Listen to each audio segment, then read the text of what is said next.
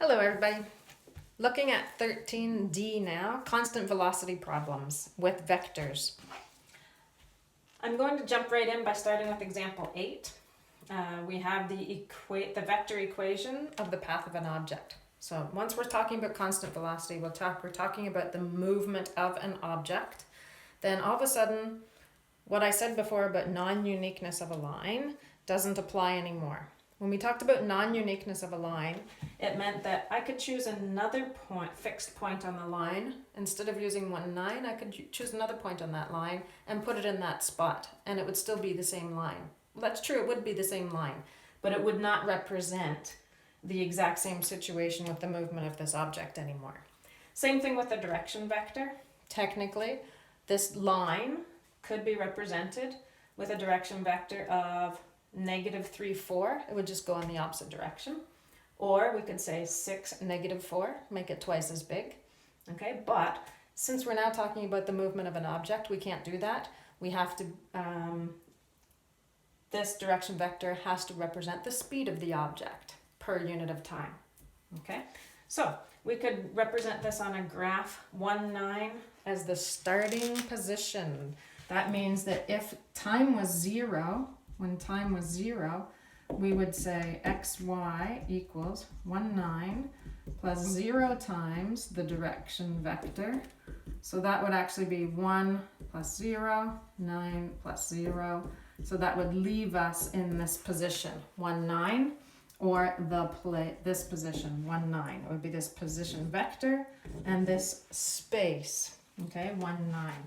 So 1, 2, 3, 4, 5, 6, 7, 8, 9. This is here. I'm going to make it blue. Okay, so that's the initial position of this moving object. Okay, and that's what question A asks us actually. Find the object's initial position. So we find the initial position when t equals 0. That's when the initial position is happening. So the position is 1, 9. Okay, B, plot the path of the object for a time is equal to 0, 1, 2, and 3. So again, we could just substitute 1 in there. So the position of this object after 1 second is 1 plus 3, 9 minus 4. So 4, 5 is the position vector. And that place on the Cartesian plane would be 4, 5.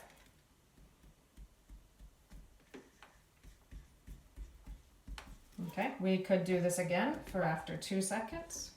Okay, so that would change this to a 6, this to -8, which then changes this to 7, 1. Okay, so 5, 6, 7, 1 right here. And when it is equal to 3, again, these numbers are going to change. That would be a 9, 12, and we'll have 10, -3. So actually right here in the middle of some of my work, so I'll erase that work out of the way.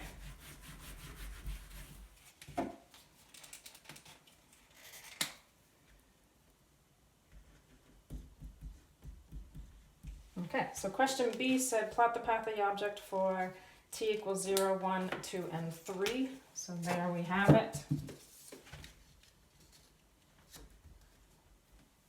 And that is the path of the object for that time. Okay, C, find the velocity vector of the object. The velocity vector is the direction vector, okay, as long as this equation is talking about the velocity vector being per unit of time, okay? And that should be right. Let's see, 3, -4, so to the right 3, down 4.